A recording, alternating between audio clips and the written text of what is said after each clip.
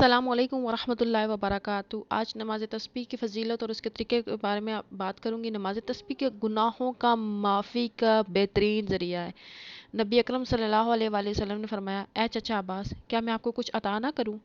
کیا میں آپ کو کچھ عنایت نہ کروں کہ آپ ان خصلتوں کا نہ مالک بنا دوں؟ جب آپ اس پر عمل کریں تو اللہ تعالیٰ آپ کے پچھلے، اگلے، نئے، پرانے، انجانے اور جان بوجھ کر کیے تمام چھوٹے بڑے پوشیدہ ظاہر گناہوں کو معاف فرما دے گا۔ وہ خصلتیں یہ ہیں: آپ 4 رکعت نفل اس طرح ادا کریں کہ ہر رکعت میں سورۃ فاتحہ اور کوئی دوسری سورت پڑھیں۔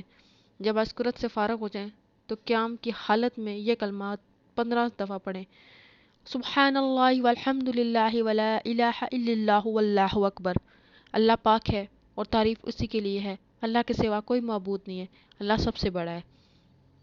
پھر آپ رکوع میں جائیں، یہ تسبیح رکوع سے فارغ ہو کر انہی کلمات کو 10 بار دہرائیں۔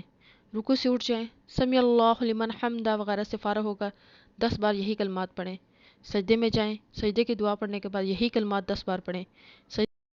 سجدے سے سر اٹھائیں اور جلسے میں جو دعائیں ہیں وہ پڑھ کے پھر اس کے بعد یہی کلمات دہرائیں۔ اسی طرح جب دوسرے سجدے میں چلے جائیں، پہلے سجدے کی طرح یہی تسبیح 10 بار ادا کرنے کے بعد پھر سجدے سے اٹھائیں اور بیٹھ کر اسی بار پھر 10 بار دہرائیں۔ یوں کل رکعت 75 دفعہ ہو جائے گی۔ اس طرح چاروں رکعت میں یہ تقریباً 300 بار ہو جائے گی۔ اگر آپ طاقت رکھتے ہیں نا تو یہ نماز تسبیح ایک بار روزانہ پڑھیں۔ اگر آپ ایسا نہیں کر سکتے تو ہر جمعے کو ایک بار پڑھیں۔ یہ بھی نہیں کر سکتے تو ہر مہینے میں ایک بار پڑھیں۔ یہ بھی نہیں کر سکتے تو سال میں ایک بار پڑھیں۔ اگر سال میں بھی نہیں ایک دفعہ کر سکتے تو زندگی میں ایک بار ضرور پڑھیں۔ اللہ پاک سے دعا ہے کہ اللہ پاک ہمیں نیک راستے پر چلنے کی توفیق عطا فرمائے۔ دعاؤں میں یاد رکھیے گا۔ اللہ حافظ۔